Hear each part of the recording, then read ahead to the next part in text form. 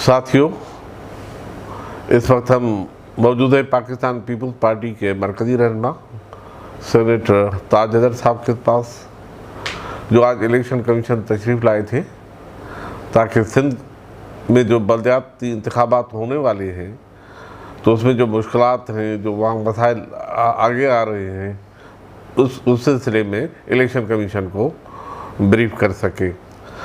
ताज हैदर साहब का यह भी तारफ़ है कि उन्होंने थर में पार्टी का बहुत काम किया।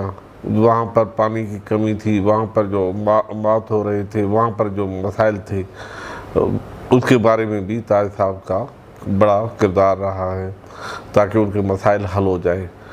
अस्सलाम वालेकुम ताज साहब, कैसे हैं आप? ठीक है सर, खैरियत है। तो ये हमारा चैनल पीपल्स मीडिया ऑफिस का है। तो हम अमूमन जो शुरुआत हमारी होती है तो हम पूछते हैं चेयरमैन जुल्फ़िकार अली भुट्टो साहब के मुतल्लिक़ कि जब उन्होंने सियासत शुरू की, आप भी उसी ज़माने में सियासत में सरगर्म रहे, सकाफ़त में सरगर्म रहे, आप सहाफ़ी भी रहे हैं। और तो क्या आपने शहीद जुल्फ़िकार अली भुट्टो को कैसा देखा? नहीं, उनसे जब बात होती थी तो वो बहुत असर करती थी, और असर इसलिए करती थी कि आपको फ़ौरन ये एहसास होता था कि जुल्फ़िकार अली भुट्टो पूरे खुलूस और दयानत के साथ गुफ्तगू कर रहे हैं। आप उनसे इख्तलाफ कर सकते थे, यानी हो सकता है कि वो जो बात कह रहे हैं आप उससे मुत्तफ़िक़ ना हो, लेकिन उनके खुलूस और दयानत पे आप लम्हे भर को भी शक नहीं कर सकते थे कि हाँ, ये बात जो निकल रही है ये दिल से निकल रही है। आप ना माने उस बात को, लेकिन ये शख्स जो है, ये लीडर जो है आपका, ये वो बात कह रहा है कि जो वो ख़ुद समझता है और महसूस करता है, और उनका ये खुलूस जो था ये दिलों पे असर करता था। और इस वजह से आपने देखा कि पीपल्स पार्टी जिस तेज़ी से आगे बढ़ी वो इस वजह से कि उन पे लोगों को एतबार और एतमाद था। उनकी शहादत ने, और जिस दिलेरी से उन्होंने शहादत कबूल की, आवाम का साथ नहीं छोड़ा, उसने इस एतबार और एतमाद को और बढ़ाया। और उनकी साहबजादी हमारी लीडर मोहतरमा बेनज़ीर भुट्टो शहीद, वो भी इसी तरीके से कि लोग उन पे एतमाद करते थे और एतबार करते थे, और आवाम के बीच में खड़े होकर उन्होंने भी जान दी। तो ये जो एक रिश्ता है पाकिस्तान पीपल्स पार्टी का और आवाम का, जो कि एतबार पे कायम है, और जिसको और ज़्यादा मजबूत किया है शहीदों ने। हमारी रिवायत है शहीदान करबला के सदक़े में कि जो भी किसी उसूल के लिए जान दे तो फिर उसके जाने के बाद भी इसी तरीके से उसका नाम लिया जाता है। तो इसी तरह से शहीद जुल्फ़िकार अली भुट्टो और बीबी साहिबा शहीद, इनका नाम मुझे यकीन है कि ता क़यामत ये, और यही नहीं बल्कि मैं समझता हूँ कि दुनिया में जहाँ जहाँ आवाम के हुकूक़ की जंग लड़ी जा रही है, जहाँ जहाँ आज़ादी की जंग लड़ी जा रही है, उन सब को इंस्पिरेशन मिल रही है इन हस्तियों से कि जिन्होंने पाकिस्तान के अवाम का बहुत दुश्वार हालात के अंदर, बड़े मुश्किल हालात के अंदर उनकी क़यादत की, और क़यादत लंदन से बैठ के नहीं की, उनके बीच में खड़े होके और शहादतें कबूल करके। बहुत से हैं रहनुमा जो आवाम से कहते हैं आप ये करें, आप ये करें। हमारी लीडर या जुल्फ़िकार अली भुट्टो शहीद ऐसे थे कि जो कहते थे अच्छा मैं आगे बढ़ रहा हूँ और जिसको साथ आना है वो साथ आए। ये बहुत फ़र्क था। 2002 के इंतखाबात, उसके बाद आपकी मुलाकात हुई किसी साहब से, बल्कि कुछ एक सोच रखने वालों से हुई जिन्होंने आपसे कहा कि आप पार्टी की क़यादत क्यों नहीं तब्दील करते, फलां लोग भी अच्छे हैं। तो आपका जवाब बड़ा दिलचस्प था। मुझे याद नहीं क्या जवाब दिया था, लेकिन मैं आपसे यही कहता हूँ कि भाई एक एतबार कायम हुआ है कुर्बानी से। और उनकी कुर्बानियों की वजह से लोग उनके साथ हैं। तो अब मैं कितनी अक्ल की बात करूं, किसी तरीके से बात करूं, लोग सुनते हैं, भूल जाते हैं। बीबी साहिबा शहीद अपनी टूटी फूटी उर्दू में जैसे भी वो बोलती थी, वो एक बात कहती हैं, लोगों के दिलों में उतर जाती है। तो जो तारीख़ की और वक्त की ताकतें हैं, जो करंट्स हैं, जिस सिमत में तारीख़ जा रही है, जिस सिमत में वक्त जा रहा है, उसने आवाम के दिल में उनकी जगह बनाई है। और उनकी कही हुई बात, यानी मैं बेहतरीन गालिब व मीर के शेर सुना के और इकबाल के शेर सुना के एक बात कहूँ, असर नहीं कर रही। वो अपनी हम कहे थे और ये वो कह देती हैं, वो लोगों के दिल में उतर जाती है। बिल्कुल। तो उन्हें लीडर बनाया और हमें हमारी खुशकिस्मती है, हमें इस बात में फ़ख्र है कि हम उनके कारकुन थे। जो मुझे याद है तो आपका जवाब यही था कि ताज हैदर इस पर मुतमिन है कि कोई तो है जिससे तुम डरते हो। हाँ, बस वही मैं कहा करता हूँ इसको। लेकिन ये कि उनके जाने से बहुत नुकसान हुआ है। सर, थर बहुत मीडिया के ज़रिए बहुत वो हुआ कि थर में भूख है, बेरोज़गारी है, हर चीज़ वो अपनी जगह पर थी, लेकिन जिस तरह से उसको उछाला गया, फिर आप थर गए, आपको जिम्मेदारी दी सदर साहब ने, पार्टी चेयरमैन ने, तो फिर थर का एक जो एक तासुर था वो तब्दील हो गया। आप सड़कें हैं, हर चीज़ है। तो आप जब वहाँ पर गए तो क्या हालात वहाँ पर आपने देखिए, बोल तो मैं अखबार पढ़ता नहीं था क्योंकि मैं सुबह 8 बजे अपने जाके बैठ जाता था। अच्छा, मोहतरम चीफ मिनिस्टर हमारे सैयद क़ायम अली शाह साहब, उन्होंने बड़ी तवज्जो की और उन्होंने ही मुझे थर भेजा था। और कोई 15 दौरे तो उन्होंने थर के मेरे सामने किए। और अगर आपको पता हो कि सब ताउन कर रहे हैं आपके साथ और फिर हुकूमत और चीफ मिनिस्टर आपकी बैक पे खड़े हों, तो फिर काम जो है वो बहुत आसान हो जाता है। कोई काम इतना मुश्किल नहीं रहता अगर सबका ताउन हासिल हो जाए। और चेयरमैन माओ ने जैसे कहा कि मौजज़े मुमकिन हैं जब तक आवाम है, तो मौजज़ात होते हैं। मोहतरम क़ायम अली शाह साहब मुझे सुबह फ़ोन करते थे, ताज साहब आपने देखा फ़लाँ अखबार ने क्या लिखा है, फ़लाँ अखबार। मैंने कहा साईं मैं काम कर रहा हूँ, मैं अखबार नहीं पढ़ता। कहने लगे नहीं तो फिर ये मामला कैसे। मैंने कहा मैं आऊँगा महीने 1.5 महीने बाद कराची, प्रेस कॉन्फ्रेंस कर लेंगे और उसमें बता देंगे क्या सूरत हाल है, किस तरीके से है।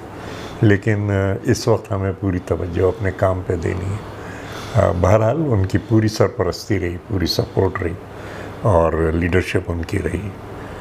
आसिफ जरदारी साहब ने उसमें बड़ा ताउन किया और वो जहाँ भी मुश्किलात आती थी वो फ़ौरन बीच में आके और उसको ठीक करते थे। बहरहाल अल्लाह ने करम किया। बड़ी चीज़ ये हुई कि थर में जो पानी के ज़खायर हैं नीचे, तो वो उनको हमने रिवर्स ऑस्मोसिस के ज़रिए कोई 700 प्लांट्स हमने लगाई और थर के लोगों को मीठा पानी मिला। और वो जो औरतें जाती थीं मीलों, सर पे घड़े रख के और एक खारी पानी लेके आती थी जो पीने के काबिल नहीं होता था, उनको घर के करीब अगर नलका खोल के और मीठा पानी मिल रहा था तो उससे बड़ा फ़र्क पड़ा। हमारे एक शायर कराची के, उन्होंने हाइको लिखी, सहरा की दुख्तर खाली गागर सर पर आग उगलता थर। तो ये एक सूरत हाल थी।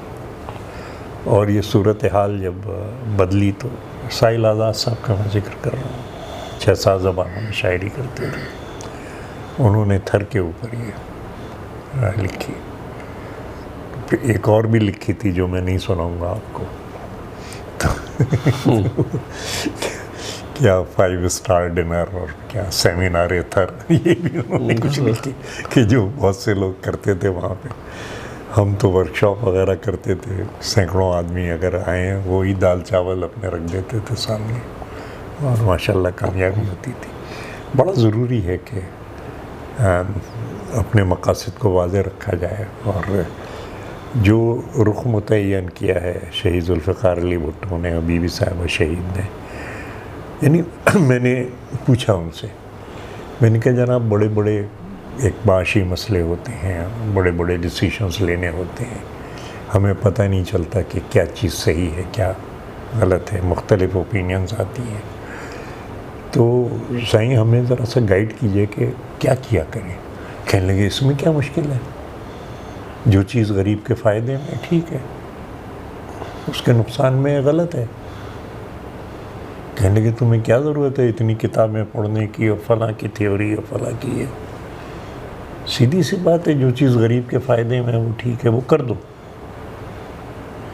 और जब जब आपने ये रखा कि हाँ इस मेयार को सामने रखा कि भाई ये हम काम कर रहे हैं गरीब के फ़ायदे में है। कुछ लोग जो हैं वो लैपटॉप बांटते हैं यूनिवर्सिटियों में, अच्छा काम है, करना चाहिए। हम वहाँ सोलर पैनल लगाते हैं गरीबों के झोंपड़ों पे कि वहाँ रोशनी हो जाती है, जो सांप बिच्छू काटते हैं वो नहीं काटते। कुछ दस्तकारी जो वो करते हैं तो वो रात में भी बैठ के कर लेते हैं, गांव गोट में रोशनी हो जाती है। तो ये बिल्कुल कि आप देखो बड़ा बड़े मज़ामीन और बड़ी बड़ी बातें और एक से एक अल्लामा गुड गवर्नेंस, गुड गवर्नेंस। जब मैं पूछता हूँ गुड गवर्नेंस क्या है, मतलब गुड गवर्नेंस से आपका क्या मतलब है, सूट बूट पहन के यूँ बैठा रहे आदमी। गुड गवर्नेंस का जो जुल्फ़िकार अली भुट्टो ने मनाया हमें, वो ये है कि मुल्क से जहालत को दूर करने के लिए, मुल्क से बीमारी को दूर करने के लिए, मुल्क से भूख ख़त्म करने के लिए रियासत के ज़्यादा से ज़्यादा वसाइल खर्च किए जाएँ। तो अगर आप ये रखते हैं कि हाँ ये रियासत के वसाइल ये आवाम की अमानत हैं और हमें एक एक पैसा देख के ख़र्च करना है और ये देख के ख़र्च करना है कि क्या इससे मुल्क में जहालत ख़त्म हो रही है, क्या बीमारी कम हो रही है, क्या रोज़गार लोगों को मिल रहा है, क्या भूख ख़त्म हो रही है। जिस वक्त आप ये पैमाना अपने सामने रखते हैं तो आपको वो वर्ल्ड बैंक के जो इंडेक्सेस हैं, अशारिये हैं, वो पढ़ने की ज़रूरत नहीं है। IMF के जी यूँ है तो यूँ है, तो मैक्रो इकनॉमिक स्टेबिलिटी और पता नहीं क्या क्या ऐसी खौफनाक चीज़ें पढ़ाते हैं, वो भी हमें पढ़नी पड़ती हैं। लेकिन बुनियाद ये है गुड गवर्नेंस की, और इसको मैं अपनी हुकूमतों से, अपने वज़रा से, अपने पार्टी के लीडरों से कि भाई इस मेयार को सामने रखो जो भुट्टो ने हमें बताया। लोग अगर खुश हैं, लोग अगर मुतमईन हैं देखो कोई भी हुकूमत प्रोडक्शन खुद नहीं करती, पैदावारी अमल में नहीं होती। पैदावारी अमल अवाम के करने का काम है, उनकी ताकत है, उनका जहन है। हुकूमत का काम ये है कि पॉलिसियाँ ऐसी तश्कील दें कि जिसमें वो पैदावारी अमल के अंदर भरपूर हिस्सा ले सकें और अपनी सलाहियतों से पूरा काम ले सकें। रियासत का, हुकूमत का ये काम है। अब हमें IMF वर्ल्ड बैंक बताता है कि इतने लोगों की छुट्टी कर दो, कि वो कर दो, क्या कहते हैं उसे, डाउन साइजिंग और ये वो। नहीं, ये बात नहीं है। आपको उन लोगों से काम लेना है। क्या काम लिया, मतलब आप 10,000 आदमी निकाल रहे हैं, नहीं 10,000 आदमी जो हैं वो अगर काम करें तो कितना काम हो जाए। तो आपको पॉलिसी ऐसी बनानी है और उनके रास्ते में जो रुकावटें हैं वो दूर करनी। अब देखिए कोई 1 करोड़ से ज़्यादा पाकिस्तानी मेहनतकश मुल्क के बाहर हैं और वो मेहनती लोग हैं और बेहतरीन लोग हैं हमारे, वो बाहर हैं। हम कहते हैं जनाब वो इतनी फ़ॉरेन एक्सचेंज भेज रहे हैं और ये कर रहे हैं, ला कर।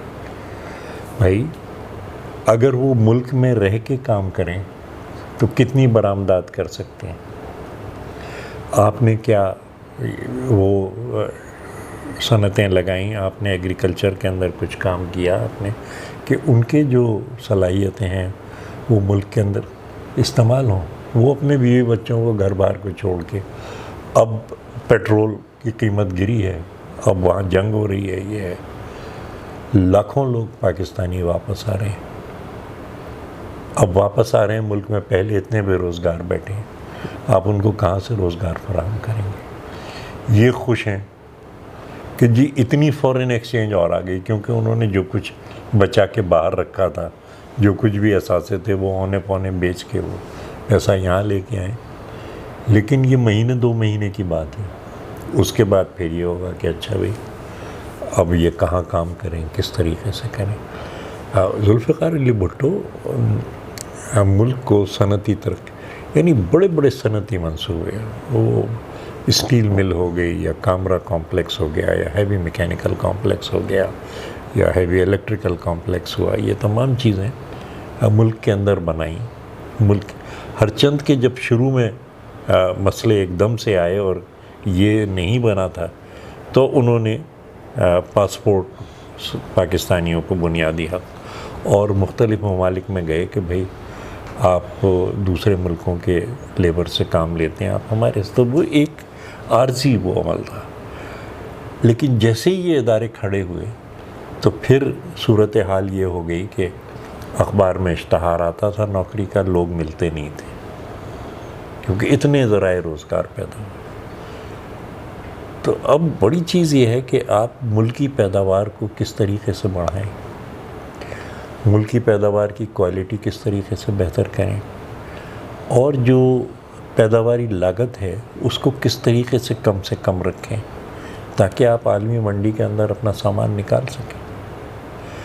हालत अब ये है कि अब गंदम भी इंपोर्ट हो रही है, अब शक्कर भी इंपोर्ट हो रही है, हर चीज़ इंपोर्ट हो रही है। नहीं, आपको एक्सपोर्ट करना है, ऐसे तो नहीं चलेगा। आप कह रहे हैं जी फ़लाँ से 3 बिलियन डॉलर आ गए, फ़लाँ से 6 बिलियन डॉलर आ गए, हमारे रिज़र्व बन गए। नहीं, डॉलर वो है कि जो आप अपनी मेहनत से कोई चीज़ बनाते हैं और उसको बाहर मार्केट में देते हैं, वो डॉलर असल डॉलर है।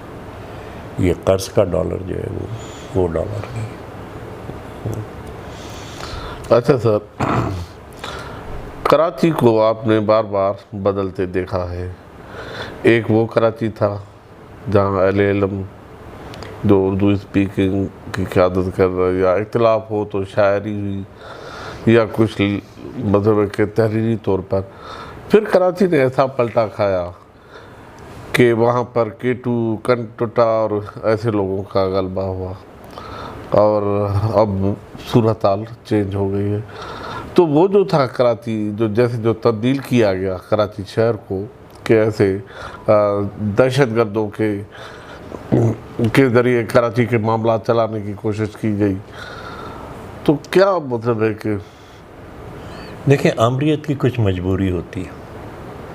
आमरीत की मजबूरी सबसे बड़ी ये होती है कि कोई भी समझदार आदमी, कोई भी बाज़मीर आदमी, कोई भी उसूल परस्त आदमी वो कभी किसी आमिर के साथ नहीं जाएगा। तो आमिर की मजबूरी ये होती है कि वो जो माशरे के बदतरीन अफराद हैं उनको साथ ले। अच्छा, माशरे के बदतरीन अफराद जो हैं वो अपनी कीमत मांगते हैं। अच्छा, आमरीत वो कीमत अदा करने को तैयार होती है कि जाओ लूटो, कत्ल करो, जो भी है अपनी जेबें भरो और हमारा साथ दो। तो ये जो जिस वक्त के ज़ियाउल हक़ की मजहबी लॉबी, जो मजहबी जमातों की सपोर्ट थी, उसको जब रद्द कर दिया गया और कराची के लोगों ने ठुकरा दिया उसको, तो उन्होंने ये जमात बनाई। उन्हें जनरल असलम बेग कह रहे थे जी वो ज़िया साहब ने बनाई थी। अच्छा, तब ये जमात बनाई गई। और जाहिर है कि क्योंकि ये आमरीत का साथ दे रही थी, तो जो पढ़े लिखे समझदार लोग थे, शरीफ लोग थे, इल्म दोस्त लोग थे, वो इसमें शामिल नहीं हुए, और जो माशरे के बदतरीन अफराद थे वो इसके अंदर शामिल हो गए। अच्छा, फिर इसी तरीके से उन्होंने सिंधी स्पीकिंग में भी जो बदतरीन लोग थे उनको उठाया। यानी मेरे वालिद साहब एक दिन बड़े दुख से मुझसे कहने लगे कि देखो, सिंधी बोलने वालों में जो बदतरीन थे, जाम सादिक अली जैसे, और उर्दू बोलने वालों में जो बदतरीन थे, वो आपस में गले मिल गए और मिल गए। कहले अच्छे लोग क्यों नहीं मिल रहे आपस में? कि वहाँ भी बहुत अच्छे लोग हैं और यहाँ भी बहुत अच्छे लोग हैं, ये क्यों नहीं गले मिल रहे? और बल्कि मैं आपसे अर्ज़ करूं कि फ़ारूक लगारी आए कराची और कहा कि जी हम इत्तेहाद कराएंगे, ये क्यों सिंधी उर्दू लड़ाई हो रही है? तो उन्होंने सिंधी अदीबों शायरों को बुलाया और उर्दू के अदीबों शायरों को बुलाया, इधर से अपने बरोही साहब और ये सब के सब पहुँचे। वहाँ से बरोही साहब जो हमारे वो जिन्होंने के नेवी की बगावत में बड़े सदाए मौत हुई थी, यहाँ से सैयद मोहम्मद तकी साहब, जॉन एलिया, ये सारे के सारे इधर जाके वो उधर बैठे हैं, ये इधर बैठे हैं। तो बरोही साहब ने कहा कि जनाब सदर साहब, आप कह रहे हैं कि हम में झगड़ा है, मैं कह रहा हूँ कि सैयद मोहम्मद तकी मेरे बड़े भाई हैं। अगर तकी साहब किसी बात पे नाराज़ हैं मुझसे तो मैं इनके पैर पकड़ लेता हूँ अभी जाके, कि मेरा इनका वो रिश्ता है। लेकिन आप कह रहे हैं कि हम में झगड़ा है, ये मेरी समझ में नहीं आ रहा। तकी साहब भी एकदम से, अरे यार बरोही कैसी बात करते हो यार, हमारा तुम्हारा किस बात का झगड़ा है? कह लगे, फिर वो कहा कि फ़ारूक लगारी साहब आपने हमें तकसीम किया है, हमें इधर बिठाया है, इनको इधर बिठाया है, हमें क्या झगड़ा है? फिर जॉन एलिया उठे, बरोही को गले लगाया, इधर से जाके उधर बैठे, कुर्सियाँ फिर से लगाई गई कि जी हम तो मिल के बैठेंगे, हमारा कोई झगड़ा नहीं है, आपको किसी ने गलत इत्तला की है कि मेरा तकी साहब से झगड़ा है। फिर वो कहने लगे कि साहब हल बताइए। तो उन्होंने कहा जी आप ट्राइबल चीफ हैं, आपको पता है अंग्रेज़ क्या करता था? अंग्रेज़ ये करता था कि भाई तुम्हारे कबीले से किसी ने भी अगर जुर्म किया तो मैं तुम्हें पकड़ूंगा। तो अगर कोई भी जुर्म होता है तो आप उनके लीडर को पकड़िए कि भाई तुम्हारी जिम्मेदारी है। तो आप अगर लीडर को नहीं पकड़ेंगे और उसको थपकी देते रहेंगे तो फिर तो यही होगा। तो खैर वो फ़ारूक लगारी साहब की भी शायद कुछ समझ में आया, कुछ नहीं आया, लेकिन ये अच्छे लोगों में तकसीम नहीं है, मैं यही कह रहा हूँ। ये बरोही साहब एकदम कहने लगे कि सदर साहब बड़े भाई हैं, मेरे आज के ताल्लुकात नहीं हैं, जब से ये आए उस वक्त से मैं इनका मुरीद हूँ। अब अगर किसी बात पे ये नाराज़ हैं, कोई बात ऐसी गलत फहमी हुई है, मैं जाके पैर पकड़ लूँगा। वहाँ से तकी साहब भी फैल गए, कह ले यार बरोही कैसी बात कर रहे हो, हमारा तुम्हारा, तुम हमारे तो घरेलू ताल्लुकात हैं, मेरे घर की औरतें वो तुमसे पर्दा नहीं करती, तुम्हारे घर की औरतें मुझसे पर्दा नहीं करती, तो तुम कैसी बात कर रहे हो? कह ले जी तकी साहब मैं नहीं कह रहा, ये कह रहे हैं सदर साहब जो बैठे हुए हैं कि हमारा आपका झगड़ा। तो वही है कि हर कम्युनिटी में जो अच्छे लोग हैं उनको साथ आना चाहिए। अच्छा होता ये है कि जब लाकानूनियत फैलती है और जब ये होता है कि भाई आज हमला हो जाएगा, आज ये हो जाएगा, तो उसमें जो बंदूक चला रहा है, जो गुंडा अनासिर है, वो लीडर बन जाते हैं कि जी हम बंदूक लेके खड़े हैं, देखते हैं कौन आएगा। और जो अक्ल की बात करता है कि यार चलो उधर उनसे चल के बात करते हैं, कि उनके जो अच्छे लोग हैं उनसे चल के बात करते हैं और हम वो मिल के, वो कहते नहीं यार तुम बुज़दिल हो। जी सिचुएशन ये बन जाती है और माशरा टुकड़ों में बढ़ जाता है। यानी हमारे दफ्तर में एक था बंदा, वो पख्तून था, तो मैंने उससे पूछा कि भाई जिस वक्त ये पठानों के ख़िलाफ़ MKM कर रही थी, मैंने कहा सरदार तुम्हें अगर कोई ख़तरा है तो हमारे घर पे आ जाओ। तो कहने लगे नहीं साहब हम जहाँ रहते हैं वहाँ तो सब अच्छे लोग हैं, ये पख्तून हैं सारे। तो अच्छा यहाँ वाले कह रहे कि नहीं ये पख्तून हम पे हमला, कह ले नहीं साहब वहाँ कोई हमें ख़तरा नहीं है, सारे पख्तून हैं, सब शरीफ लोग हैं, कोई ऐसे। मेरे वालिद साहब आ रहे थे एक मजलिस से, वालिद साहब, भाई साहब, भतीजा, सब्ज़ी मंडी में पथराव हुआ जिस वक्त ये पख्तूनख्वा झगड़ा चला। अगले दिन अखबार में आया, तो वो जिन्होंने पत्थर फेंके थे, और बाबा भी मेरे ज़ख्मी हुए थे, भाई साहब भी ज़ख्मी हुए थे, वो घर पे आ गए और हाथ जोड़ के बैठ गए कि साहब हमें नहीं पता था, झगड़ा हो रहा था, हमें नहीं पता था कि आप। उसके बाद जिस वक्त ये सज्जाद अली शाह साहब का ट्राइब्यूनल था, वो कह रहा था, उन्होंने कहा जी वो आप पे किन्होंने हमला किया था, आप जानते हैं? कहने जी मैं जानता हूँ। अच्छा, वो बड़े हैरान हुए कि आप जानते हैं? कौन थे? कह ले मैं तो नहीं बताऊंगा, लेकिन वो आदमी बहुत शरीफ था कि उनसे गलती हुई थी, वो मेरे घर पे आए। तो ये जो है ना कि अच्छे लोगों को आपस में मिलना चाहिए, और ये कोई मसला ही नहीं है। बल्कि एक दफ़ा बाबा ही कहीं कह रहे थे, कोई सेमिनार हो रहा था कौमी यकजहती, तो उन्होंने कहा कि भाई हमने तो इससे अच्छा कोई तरीक़ा नहीं देखा यकजहती कायम करने का कि अच्छे कामों में एक दूसरे का साथ दें। मिस्टर जस्टिस दोराब पटेल बैठे हुए थे, वो खड़े हो गए, कहले प्रोफेसर आप फिर से ये बात कहिए, ये बहुत इम्पोर्टेंट बात है। कहने ये कि भाई बिल्कुल यकजहती का सबसे आसान तरीक़ा ये है कि अच्छे कामों में एक दूसरे का साथ दो। कि यहाँ ज़लज़ला आए तो कराची में बच्चे जो हैं वो लाइन लगा के खड़े हो जाएं, और बच्चे जो है वो इमदादी सामान भेजें। तो वो ये नहीं पूछ रहे कि तुम कौन सी ज़बान बोलते हो, तुम्हारा अक़ीदा क्या है, तुम्हारा ये क्या है। वो कह रहा है यार सामान दो, मुझे रखना है ट्रक के अंदर। तो वो यकजहती ऐसे कायम होती है। अच्छा, ऐसे इलाके के लिए काम कर रहे हैं जिसको उन्होंने देखा ही नहीं, तो यकजहती तो कायम होगी। या मैं बिल्कुल रिकॉर्ड पे कहना चाहता हूँ कि मैं थर में गया 9 मार्च 2014। 11 मार्च को सिराजुल हक साहब तशरीफ़ लाए, सेनेटर सिराजुल हक साहब। उस वक्त वो सीनियर एडवाइज़र थे पख्तूनख्वा हुकूमत में। आए और ट्रकों पे ट्रकें लेके आए सामान की,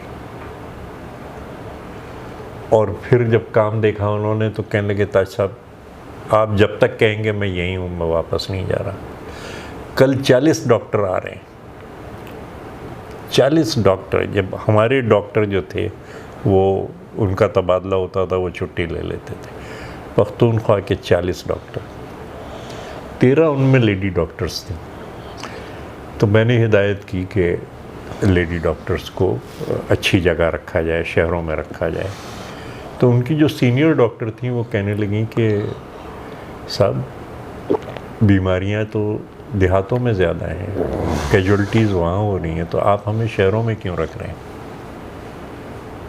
तो मैंने कहा कि मोहतरमा आपका बहुत बहुत शुक्रिया, लेकिन आप इतनी दूर से आई हैं, हमारी मेहमान हैं, तो हम चाहते हैं कि तकलीफ़ ना हो। कह लगे हमें क्या तकलीफ़ है, तकलीफ़ में तो वो हैं कि जो बीमार हैं, जिनको की ज़रूरत है। और थर के अंदर ऐसी ऐसी रिमोट जगहों पे उन लेडी डॉक्टरों ने, उन डॉक्टरों ने खिदमत अंजाम दी पूरे 2 महीने। तो अब तुम पख्तून पेशावर के ये थर के थरी, कभी तुमने नक्शे पे भी देखा होगा, अच्छा ये थर है, तो पता नहीं वो मोहब्बतें कायम हुई, वो रिश्ते कायम हुए, वो तमाम चीज़ें कायम हुई। और फिर मैं आपको पिंडी के दोस्तों का, पीपल्स पार्टी के, मतलब 5 ट्रक लेके आए और वहाँ आके, मतलब कोई 2 दिन से ज़्यादा सफ़र करके मट्टी गर्दे में शाम का वक्त पहुँचे दोस्त हमारे यहाँ के, पुराने कामरेड हमारे,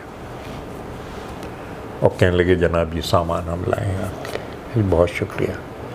कहने लगे ताज साहब एक ज़रा सी कोताही हमसे हुई है। क्या हुई? कहने लगे रास्ते में हम घोटकी के करीब अपने ट्रक लगा के रात में सो गए थे पलंगों पे। तो सुबह बच्चे स्कूल जा रहे थे तो वो हमारी ट्रकों के चारों तरफ खड़े होके उन्होंने जियो भुट्टो के नारे लगाए, क्योंकि आप यहाँ ठहरें। कपड़े नहीं थे, मैंने बाज़ार से कपड़े मंगाए। मैंने कहा ये कपड़े उतारिए, नहाइए धोइए, ये फ्रेश कपड़े पहनिए, आप 1-2 दिन आराम करें, आप इतना सफ़र करके आ रहे हैं। बड़ी मुश्किल से उनका ठीक है साहब, हमें ड्यूटी पार्टी ने दी थी कि सामान पहुंचाया, हमने सामान पहुंचाया। तो अब ये काडर जो है मेरे ख्याल से अब इतना नहीं है ये काडर, और ये ज़रूरी है कि हम इस काडर की बातें करें और उनकी मिसाल सामने रखें, ताकि हमारे नौजवान जो हैं वो मोबिलाइज हों और वो कहें कि हाँ भाई काम ये करने का है। आप जब भी कॉल देंगे और किसी अच्छे काम में कॉल देंगे, नौजवान आगे आएंगे। मेरा यकीन भी है, तजुर्बा भी है कि जब भी किसी अच्छे काम के लिए, यानी थर के अंदर अकेला आदमी क्या कर सकता है, कुछ नहीं कर सकता, हर तरफ से ताउन मिला। यानी जितने सरकारी महकमे थे, रोज़ शाम को उनकी मैं मीटिंग करता था, 18 महकमे, पाकिस्तान आर्मी के लोग वो वहाँ पे, उन्होंने मतलब जब मैंने पहले दिन ब्रिगेडियर को कहा कि मैं सबसे ज़्यादा मुश्किल इलाका आपको दे रहा हूँ, जहाँ सड़कें नहीं है, जहाँ ये नहीं है, खड़े होकर सलूट किया उन्होंने। कहने साहब आपने एतमाद किया हमारे ऊपर, आप देखेंगे कि हम क्या करके दिखाते हैं। आपने ये ड्यूटी हमें मुश्किल दी है और हम फ़ख्र करते हैं इस पर कि आपने इसका। तो अब ये एकदम से तावन। एक दिन वहाँ के जो वो थे डिस्ट्रिक्ट फूड अफसर, जो रोज़ क्या मुझे बताते थे कि इतनी बोरियां आई और इतनी बोरियां यहाँ से गई, इतनी ये गई, आए मेरे कमरे में और मुझसे कहने लगे कि जी मैं एक इंतहाई करप्ट अफसर हूँ। तो मैंने कहा 1.5 महीने से आप मेरे साथ काम कर रहे हैं, मैंने तो कोई करप्शन आपका नहीं देखा। कहने लगे नहीं, जब भी ऐसा सामान आता था तो मैं बेच भी देता था, घर पे भी ले जाता था, ये करता था। मैंने कहा फिर? कहने लगे इस दफ़ा मुझे ख्याल ही नहीं आया, मुझे ख्याल ही नहीं आया आपके साथ काम करते हुए। वो बात यही थी कि सब के सब एक अच्छे काम में लगे हुए थे।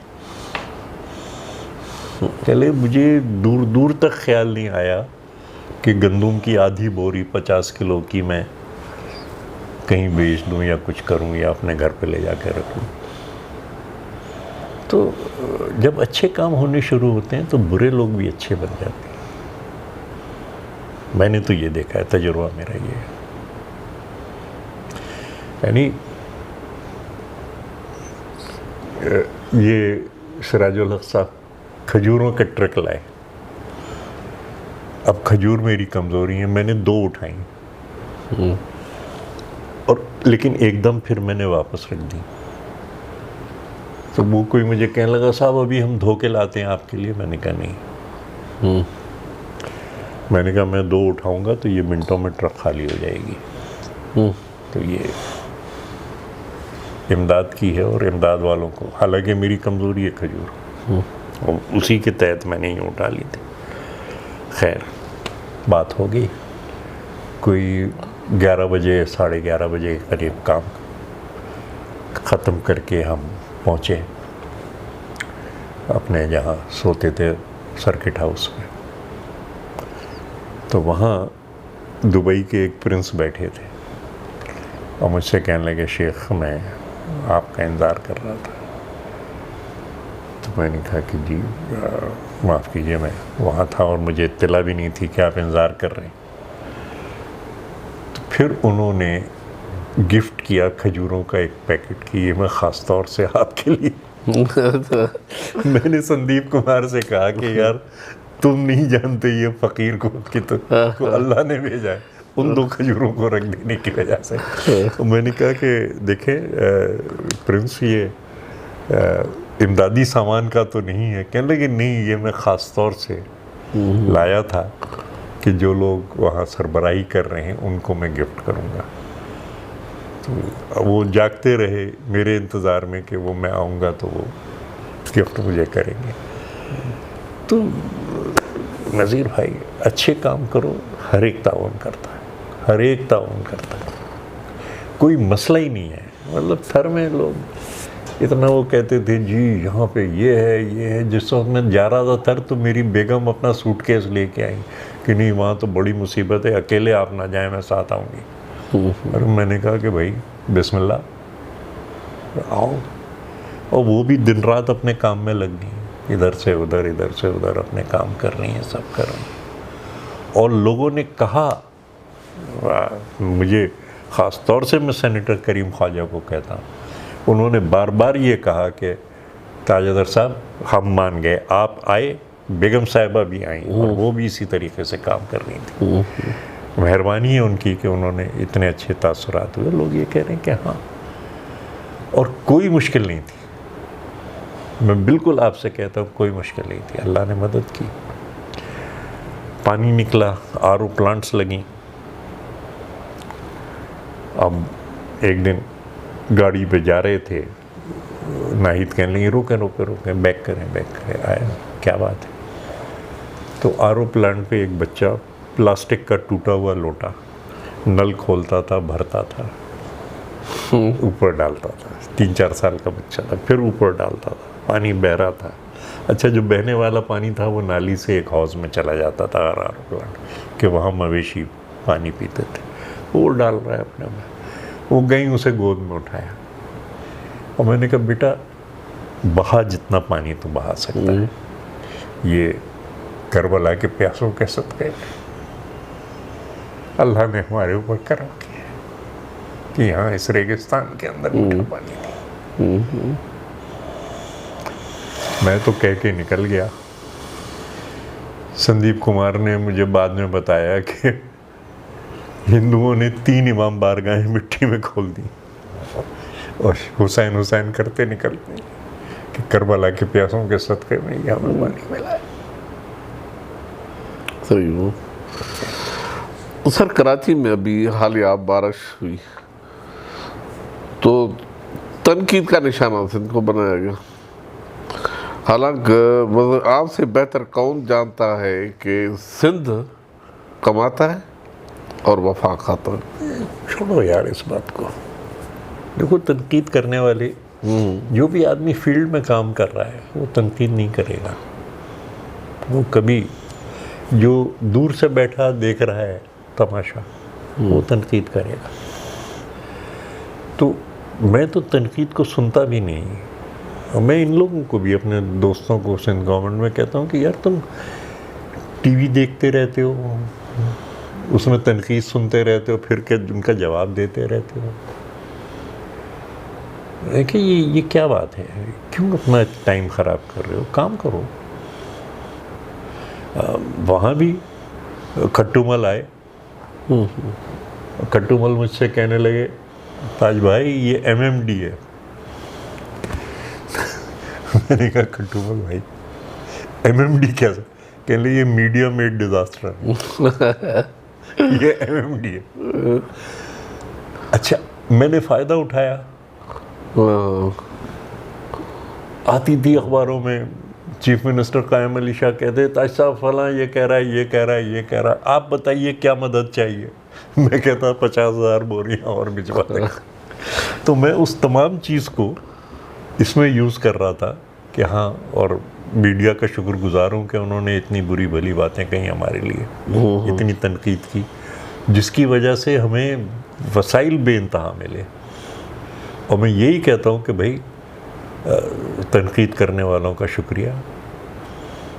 टाइम हम वेस्ट नहीं कर रहे, हम अपने काम में लगे हुए हैं। यानी अभी एक टीवी प्रोग्राम 2 घंटे पहले आ रहा था और उसमें मैं सारा एक्सप्लेन कर रहा था कि इस वक्त जो गुलारची में और बदीन में प्रॉब्लम है और ये है फलाना। और यहाँ तक गए वो तहरीक इंसाफ वाले कि वो कहने लगे कि जी 162 अरब रुपए दिए गए थे, आप लोग खा गए। तो मैंने कहा जो चीज़ मिली नहीं हम उसे खा गए, ठीक है। उन्होंने फिर और ज़्यादा कि जी वो आपने ये किया, मैंने फ़ोन बंद कर दिया। और अपने लैपटॉप पे जाके काम करने लगा। फिर उनका चैनल वालों का फ़ोन आया कि ताज साहब, मैंने कहा भाई इन चीज़ों के लिए टाइम नहीं है कि मैं इन चीज़ों का जवाब दूँ, ये ऐसे उल्टे सीधे इल्ज़ाम जो लगाते हैं। मैंने कहा थैंक यू वेरी मच, बस मैंने कहा मैं अपना काम कर रहा हूँ। तो ये जो चीज़ है ना कि हम इसमें फंस जाते हैं और नई नई चीज़, अच्छा फिर हमारा लेवल उनके बराबर का हो जाता है और हमारा इखलाक भी ख़राब हो जाता है। हम भी सोचते हैं अच्छा तुमने हमारे लिए ये बात कही, हम तुम्हारे लिए ये बात कहेंगे। छोड़ो यार। और मेरी समझ में नहीं आता ये तहरीक इंसाफ वाले, ये गवर्नमेंट काम किस वक्त करते हैं। सुबह से रात तक तो इसमें लगे रहते हैं कि इनको अब ये कहो, इनको अब ये कहो, इनको अब ये कहो। इससे आधा वक्त अगर काम करने में लगाएं तो कुछ तो सामने आए। बड़ी चीज़ है कि काम करें। कराची पे ठीक है, ये टीवी पे बुरा भला कह रहे थे, मुराद अली शाह कमर पानी के अंदर काम कर रहे थे।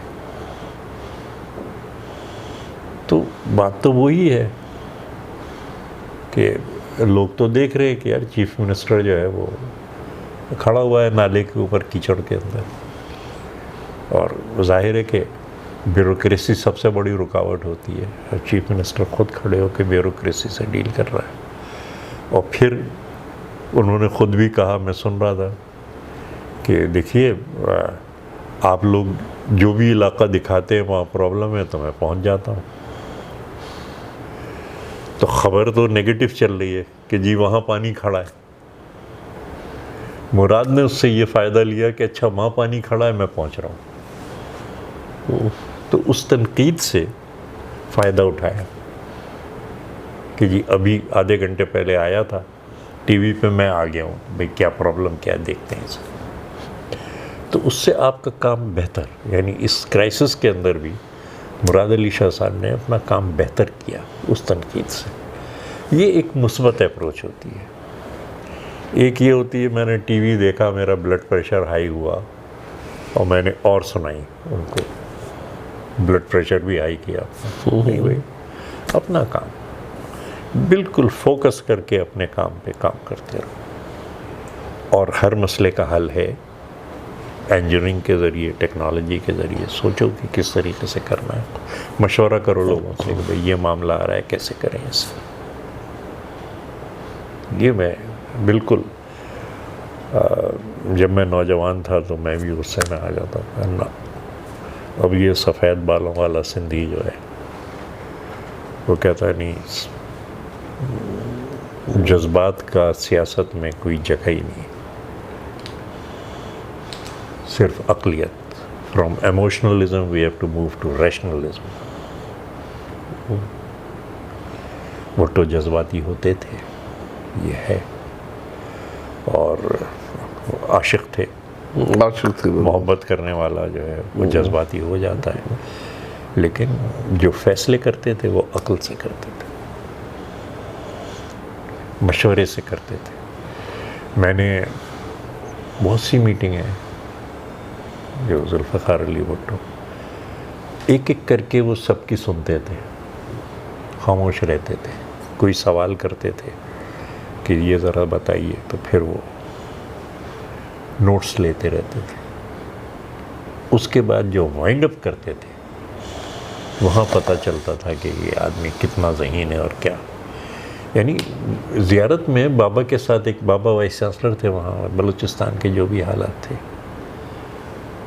मीटिंग हो रही थी, 2 मिनट बाद उन्होंने रोक दिया मीटिंग को और मिलिट्री सेक्रेटरी से कहा टेप रिकॉर्डर लगाइए, और बाबा से कहा कि आप जो कह रहे हैं मैं एक लफ्ज़ भी मिस नहीं करना चाहता उसमें से। ज़ाहिर हालात ख़राब थे, बिजंजो नहीं, लेकिन वो हमारे बाबा की सुनते थे। तो भुट्टो साहब समझना चाह रहे थे कि हाँ किस तरीके से इस मामले को, फ़ौज जो थी वो मिलिट्री एक्शन में लगी हुई थी, वो सियासी हल निकाल रहे थे। उनका जी टेप कीजिए, प्रोफेसर साहब जो कह रहे हैं मैं एक एक लफ्ज़ सुनना चाहता हूँ। तो ये जो है ना, he was a very good listener. सुन रहे हैं बात को, फिर सोच रहे हैं, गौर व फिक्र कर रहे हैं, फिर मशवरा कर रहे हैं, फिर किसी नतीजे पर पहुँच रहे हैं। ये एक अक्ली प्रोसेस है, ये जज्बाती प्रोसेस नहीं है। इसमें जिन्ना बहुत आगे थे। जिन्ना इतने आगे थे कि कैसा ही बयान हो वो फ़ौरन जवाब नहीं देते थे, क्योंकि उस बयान के बाद उसकी तायद में कई बयान आते थे दूसरी साइड के। जब आ जाते थे तो वो सबका एक साथ जवाब देते थे। छोटा सा बयान होता था जिन्ना का, लेकिन उसमें दलील होती थी और वो ख़त्म कर देता था बात को। तो जिन्ना का ये तरीका ये था अच्छा कि वो 4 दिन रुक जाते थे। यानी अगर कोई बयान आया है खिलाफ तो 4 दिन 5 दिन रुकेंगे, फिर और भी बयान आएंगे, क्योंकि वो कहेंगे अच्छा जी हमने खामोश कर दिया जिन्ना को। आएंगे, वो सब जमा किए जाएंगे, फिर एक छोटे से बयान में उनको ख़त्म किया जाएगा। ये मैंने ट्राई किया। मैं थर के ऊपर जब पहली प्रेस कॉन्फ्रेंस की मैंने, वो 1.5 महीने बाद की।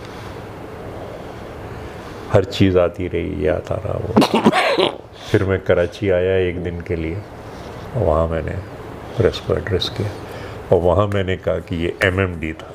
कट्टू मलिक से MMD कहते हैं, मीडिया मेड डिजास्टर। मैंने कहा थैंक यू जेंटलमैन, आपने बड़ी मेरी मदद की।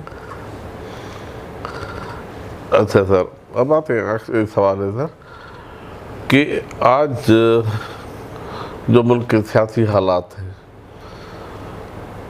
तो ऐसा लगता है कि जैसे आमरीत हो। अच्छा, हालात ऐसे हैं कि मिसिंग पर्सन हो रहे हैं, बहुत सारे ऐसे मामलात हैं जो वफाक के लिए ख़तरनाक हैं। उसके लिए अगर कोई आवाज़ उठाते हैं तो फिर चेयरमैन बिलावल भुट्टो जरदारी उठाते हैं। जैसे अपने KPK में वहाँ पर जो कुछ हो रहा है, या बलूचिस्तान में जिस तरह से लोग गायब हो रहे हैं, वहाँ पर कत्ल आम हो रहा था, तो कैसे चेयरमैन साहब आपको भी बुलाते, कैसे आप महसूस किया तसलसल के साथ? वज़ीर देखो, मुझे हैरत हो रही है आप ये बात कह रहे हो, इसलिए कि आपने ज़िया का ज़माना देखा है। जी देखा। वो आमरीत आपने देखी है, हमने भी देखी। उस ज़माने में हम आपस में बात तक नहीं कर सकते थे। उसके बाद जो आमरीत आई, उस ज़माने में बलूचिस्तान में क्या हुआ, उस ज़माने में मुशर्रफ ने क्या किया बलूचिस्तान में, लेकिन मुशर्रफ की आमरीत उस आमरीत जितनी सख्त नहीं थी। और ये जो आमरीत है, ये तो पप्पू आमरीत है, ये तो कोई चैलेंज ही नहीं है। साथ ही साथ क्या हुआ है कि हमारी जमहूरी जद्दोजहद ने आवाम का सियासी शऊर बुलंद कर दिया है। अब हम हथियार तो नहीं उठा रहे, अमन पसंद लोग हैं, दलील से बात करते हैं, लेकिन आवाम का ये सियासी शऊर जिसकी इब्तिदा शहीद जुल्फ़िकार अली भुट्टो ने की थी, ये हमारी बहुत बड़ी ताकत है। अच्छा, शऊर एक सतह पे पहुंच जाए तो वापस नहीं आता। तो अब ये सोशल मीडिया शुरू हो गया है, उसमें हर तरफ से आवाज़ उठ रही है, तो अब मतलब वो दीवारें गिरी हैं। तारीख़ का सफ़र जो कि मुस्तक़बिल की तरफ था, उसको उन मिलिट्री आमरीतों ने रोका। अच्छा, पानी जब भी रुकेगा तो जमा होगा तो सड़ेगा, गंद पैदा होगी, लेकिन जितना पानी जमा होता है इतनी ताकत जमा होती है, और फिर जब वो बंद टूटता है तो पानी निकलता है। अब ये हमारा काम है, क़यादत का काम। नई एनर्जीज़ रिलीज़ हो रही हैं, हर आदमी बात कर रहा है। परसों में डिफेंस कराची में रेजिडेंट्स से बात कर रहा था, उन्होंने एक लोग जमा किए थे, मुझे उन्होंने कहा, मैं भी पहुंचा के बाद, मतलब जो तबका अशराफिया का था वो ऐसी इनकलाबी बातें कर रहा था जैसी मैं नौजवानी में कर रहा था, और मैं उनको समझा रहा था कि देखो मैंने सफ़ेद बाल हो गए, तहरीकें चलती हैं। वो तहरीक चला रहे थे कि ये जो डिफेंस हाउसिंग अथॉरिटी है इसको ख़त्म किया जाए और म्यूनिसिपैलिटी के अंदर इसको किया जाए कि हम भी अपनी यूनियन कमेटी बनाएं, ये बनाएं। मैंने कहा भाई एक ज़माने में मेरे बाल काले थे, मैं यही बातें करता था, लेकिन तहरीक चलती है, थोड़े दिन बाद फटीक का शिकार हो जाती है। तो अब आप आदाद व शुमार को जमा करें, अब आप दलील दें। यानी ये मैं उन्हें कह रहा था कि देखो 55 साल मोचड़े खाने के बाद मैंने ये सीखा है कि जो होमवर्क है, जो ग्राउंड है, जो फाउंडेशनल वर्क है, उसकी अहमियत है। आप ये करें। फ़ौरन कमेटियाँ बन गई। एक कमेटी बन गई कि जी ऑनलाइन हम जो रेजिडेंट्स हैं उनके नुकसानात का सर्वे ऑनलाइन करेंगे। टेक्नोलॉजी आ गई। और एक नौजवान ने कहा अंकल ये तो हम बड़े आराम से ऑनलाइन कर सकते हैं, एक्सेल पे हम वो बताता रहा हम ये करेंगे, प्रोफार्मा हम दे देंगे और लोग उस प्रोफार्मा को बेच के ऑनलाइन हमें दे देंगे और वो एक्सेल खुद ब खुद टोटल करता जाएगा। ये एक 20-21 साल का नौजवान मुझे बता रहा था कि ये हो जाएगा। कमेटी वो बन गई। फ़ौरन एक हेल्थ कमेटी बन गई क्योंकि पानी जमा है और मच्छर हैं और बीमारियां फैलने का ख़दशा है, कि वो फिर म्यूनिसिपल इदारों से राब्ता करके उसको ठीक करेगी। अच्छा, एक कमेटी बन गई इंजीनियरिंग कमेटी कि जहाँ जहाँ पानी जमा हुआ है, क्यों जमा हुआ है, उसका इंजीनियरिंग का हल निकालें। अब इतने सीधे सीधे हल, वो इंजीनियर्स बैठे हुए कहने लगे सर नाला बन गया आपका वो अंडरग्राउंड, समंदर में हाई टाइड है तो वो नाला वापस आ रहा है। वो इसलिए कि जहाँ नाला ख़त्म हो रहा है वहाँ आपने गेट नहीं लगाए। हाई टाइड के वक्त जिस वक्त बैक फ्लो शुरू हो तो आप गेट लगा दें तो ये प्रॉब्लम नहीं होगी। फिर 4-5 घंटे बाद वो गेट उठा दें तो पानी बहना शुरू हो जाए। यानी इतनी सिंपल सी बात थी। इंजीनियरिंग कमेटी में जो लोग थे उनका कि जी इसको ऐसे कर सकते हैं। एक और आए कि जी मैं फ्री ऑफ कॉस्ट हमारी लोग जो हैं वो कंटूरिंग कर देंगे इसकी पूरे इस इलाके की, कि नशेब कहाँ कहाँ है। पहले हम 30 दिन में करके चीफ मिनिस्टर साहब को दे देंगे कि ये कंटूरिंग हम करके और लेज़र से हम करेंगे कि कहाँ कहाँ नशेब है। तो जहाँ वो नशेब हैं उन जगहों के लिए सलूशन निकालें, क्योंकि अगर उन जगहों को आपने संभाल लिया तो फिर पानी जमा नहीं होगा। तो इंजीनियरिंग कमेटी बन गई। ऐसे 3-4 कमेटियां बना के बैठ गए।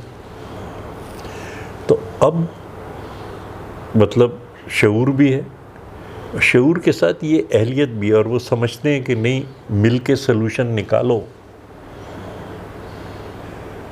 मैंने यही कहा क्योंकि वो एक कमेटी बना रहे थे जिसमें सबकी जिम्मेदार। मैं कि नहीं, जो मसाइल हैं उन मसाइल के हिसाब से आप कमेटियां बनाइए और उसमें उन लोगों को रखिए। जैसे हेल्थ कमेटी है उसमें डॉक्टर्स आएंगे, जो इंजीनियरिंग कमेटी है उसमें ये आएंगे, जो सर्वे करने वाले हैं नुकसानात के उसमें ये आईटी वाले लोग आएंगे। वो यूँ बना के बैठ के काम शुरू हो गया। तो ये अवामी शऊर बढ़ रहा है और अवामी शऊर बढ़ रहा है इसकी वजह से। देखो धोखी भाई, एक इस्लाम की तशरीह दी जाती थी और हमें काफिर कहा जाता था। 300 उलमा ने फतवा दिया कुफ्र का, जुल्फ़िकार अली भुट्टो और उनकी पार्टी में। तो हुसैन नकी गए, कहने लगे साहब ये 300 उलमा ने ये फतवा दिया है। तो उनका नकी बाकी 200 को हैं। कहने का जी बाकी 200 कह लगे इमाम पे तो 500 ने फतवा लगाया था।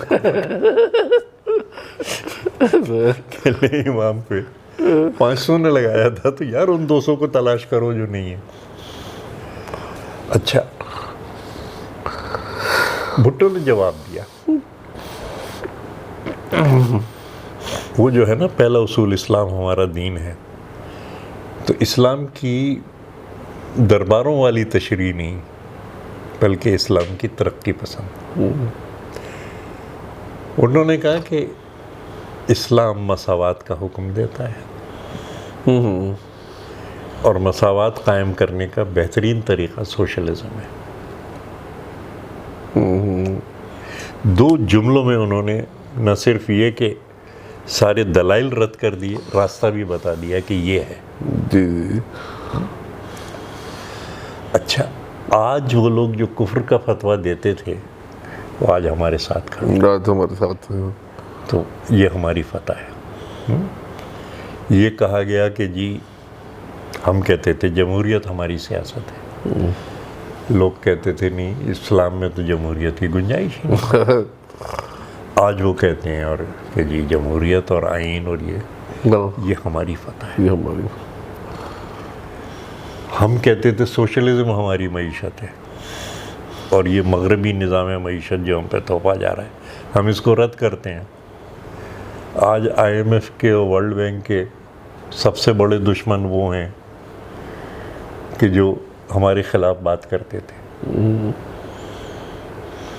तो सोशलिज्म हमारी मईशत है,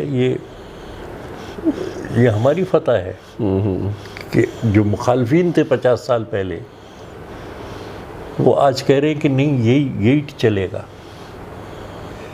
अवाम ताकत का सरचश्मा है, तो जो भी अपने एस्टेब्लिशमेंट से मुआहदा करता है, लोग उस पर लानत भेज रहे हैं। तो ये हमारी फतह है कि भाई अवाम तक। अच्छा, वो भी कि जो इस्टेब्लिशमेंट के कंधों पे चढ़ के और जाली इलेक्शन करा के और इस तरीके से आए, बात उनको भी अवाम की करनी पड़ती है कि नहीं अवाम की। सही बात। ये हमारी फतह है। अच्छा, अब ये जो कामयाबियां हैं और हमारे मुखालफिन का ये जो रवैया है, इसने एक बात तो ये की कि हमें पता चला और ये बात आई कि नहीं, जो भुट्टो कहता था और जो हम उसकी आवाज़ में आवाज़ मिलाते थे, वो सही कह रहा था कि अब उस सदाकत को हर एक ने माना है। तो इससे हमें एतमाद पैदा हुआ है, और एतमाद पैदा हुआ है तो उस एतमाद से हौसला पैदा हुआ है कि हाँ, अब हमारे मुखालफीन भी उस बात को मान रहे हैं जो हम कहते थे।